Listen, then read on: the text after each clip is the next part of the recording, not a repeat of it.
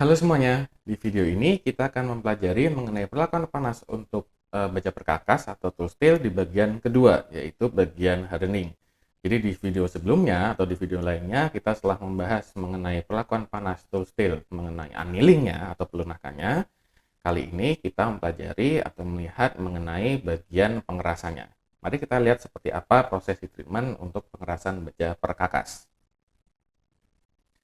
Seperti yang sudah kita bahas juga di video lainnya, ya, jadi ada dua jenis perlakuan panas di baja perkakas.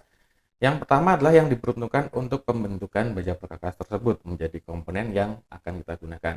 Di situ kita memerlukan untuk melunakkan baja perkakas supaya bisa kita bentuk. Nah, di kali ini kita akan menggunakan pengerasan ya atau hardening ya untuk baja perkakas sebelum kita gunakan di kegunaan yang sesungguhnya.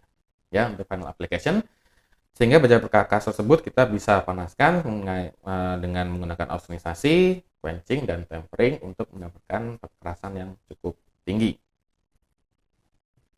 Nah, beberapa sifat yang relevan ya untuk baja perkakas waktu kita gunakan di aplikasi yang sesungguhnya. Ya, yang pertama adalah hardness atau kekerasannya. Tentu saja tool steel kita gunakan karena dia memiliki kekerasan yang sangat tinggi.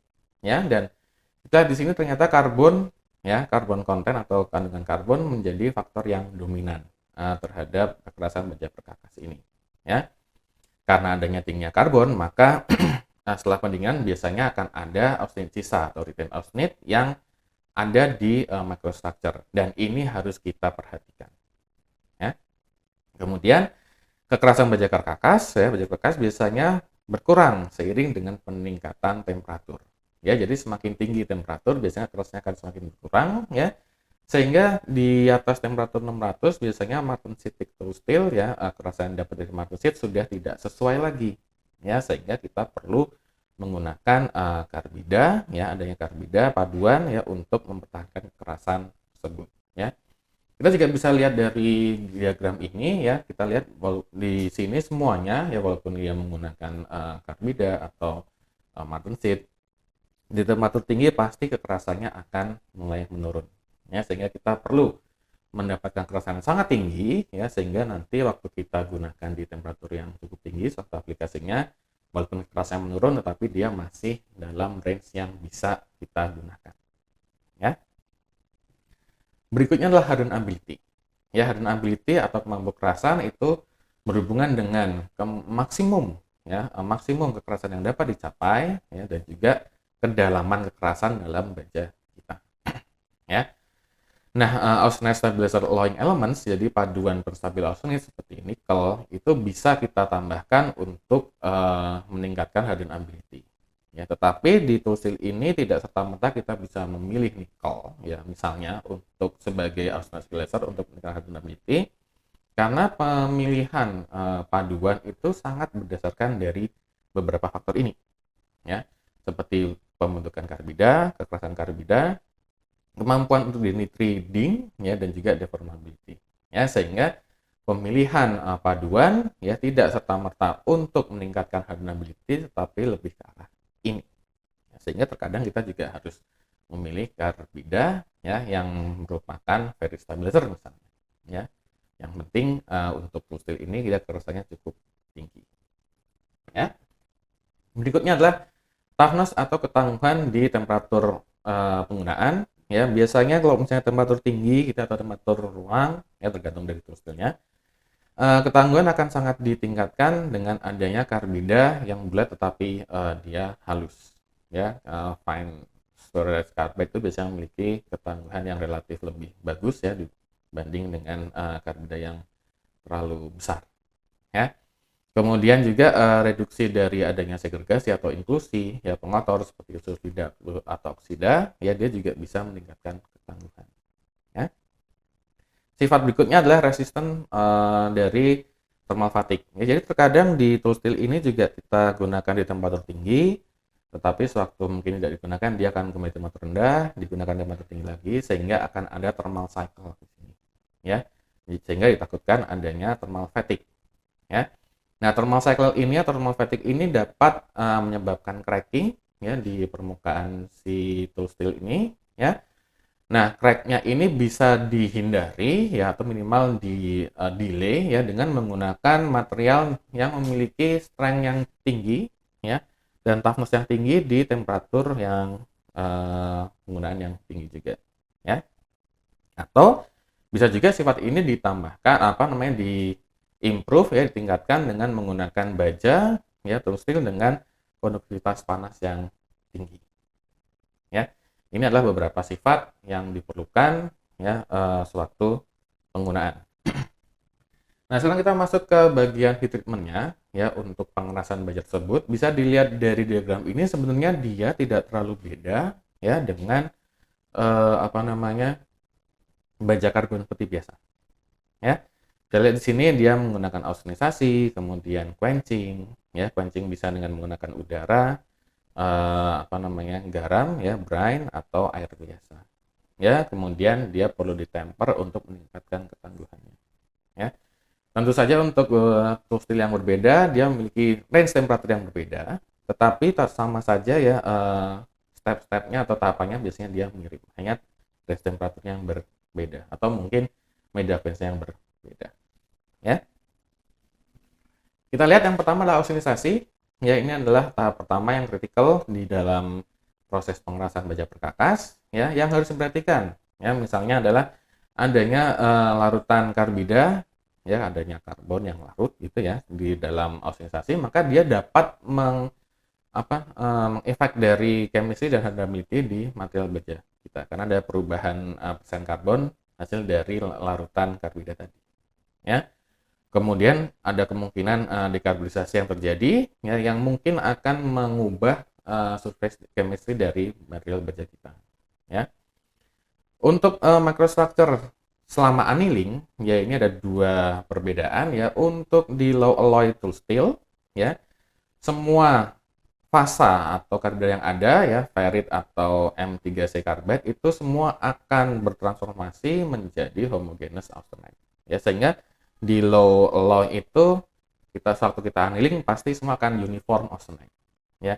Akan tetapi di high alloy ya, maka ada beberapa karbida yang sulit untuk terlarutkan ya, seperti contohnya adalah M7C3, M23C6 dan seterusnya. Ini dia akan sangat sulit untuk larut di austenisasi, di austenite ya waktu kita gunakan austenisasi ya.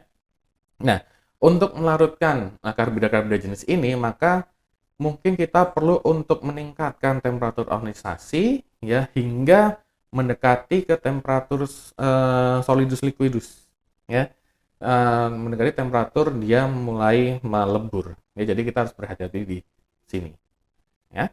Inilah austenisasi. Setelah austenisasi kita bisa langsung quench ya. Quench ini tentu saja tergantung ya, lagi tadi tergantung dari komposisi dan tergantung dari jenis baja perkakasnya.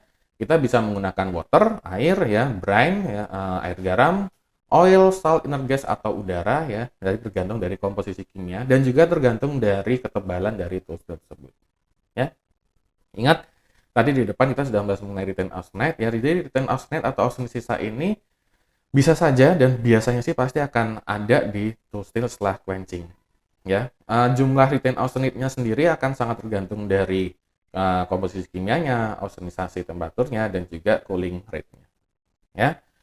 Nah, tetapi biasanya di sini sewaktu pengerjaan ya, during service atau waktu penggunaan ditakutkan atau biasanya sih retain austenite ini bisa transform ke martensite. Dan di sini apabila dia berubah sewaktu penggunaan itu biasanya cukup berbahaya karena berarti akan ada perubahan dimensi ya. Ditakutkan dia bisa mengganggu service, mengganggu penggunaan ya. Sehingga untuk menghilangkan austenisisa bisa kita lakukan tempering. Dan itu adalah langkah berikutnya di heat treatment, hardening heat treatment untuk tool steel ya. Tempering ini adalah tahap terakhir ya untuk heat treatment di tool steel ya. Dia di di quenching ya, sehingga dia langsung turun ke di bawah temperatur transformation ya, sampai temperatur ruang bahkan ya. Dan ada beberapa transformasi yang terjadi ya di dalam baja sewaktu tempering ya. Pertama, di temperatur yang relatif rendah ya, dia akan terjadi precipitation of epsilon carbide. Jadi karena karbon yang mungkin berada di luar matriks, dia akan berkumpul menjadi epsilon carbide, ya. Dia relatif keras, tidak terlalu keras tapi relatif keras ya, sehingga dia bisa mendelay ya, mengurangi pelunakan ya sewaktu tempering. Ingat, tempering biasanya kekerasannya akan sedikit berkurang untuk meningkatkan ketangguhan, ya, tapi dengan adanya epsilon carbide ya, dia akan mendelay pelunakan ini ya. Tapi di temperatur yang lebih tinggi lagi, epsilon carbide tadi akan terlarutkan ya, sehingga akan menjadi reduction in hardness, sehingga kerasnya akan menurun ya. Tapi di range temperatur ini juga ya, dan sedikit lebih tinggi, akan ada transformasi dari austenite sisa yang ada tadi setelah quenching ya, menjadi martensite atau bainite ya, sehingga karena austenite menjadi martensite atau bainite, maka kerasnya akan sedikit meningkat ya. Selain itu ya, di temperatur yang sama ada kemungkinan juga apabila kita memiliki tool steel yang memiliki high alloy ya, akan ada precipitation of alloy carbide, sehingga ada karbida paduan ya. Karena ada karbida paduan, maka kekerasannya juga akan meningkat. Sehingga di dua stage ini ya, atau dua tahapan ini biasanya juga dikenal sebagai secondary hardening ya. Jadinya sewaktu tempering ya, dia menurun kerasanya, tapi karena ada dua transformasi ini, kerasnya akan sedikit meningkat ya. Kemudian apabila temperaturnya tinggi, temperatur temperingnya tinggi, maka akan ada coulson atau penggabungan dari karbida yang memiliki high alloy steel ya, pada temperatur sekitar 600 derajat ya. Karbida yang besar biasanya agak sedikit menurunkan kekerasan ya. Nah, setelah kekerasan baja ini dicapai, maka baja tools ini bisa dilakukan atau bisa digunakan di keperluan yang sesungguhnya. Baik, mungkin sampai di sini ya penjelasan mengenai hardening dari tool steel atau baja perkakas. Semoga bisa menambah pengetahuan bagi kita semua mengenai proses ini ya. Sampai jumpa di video lainnya.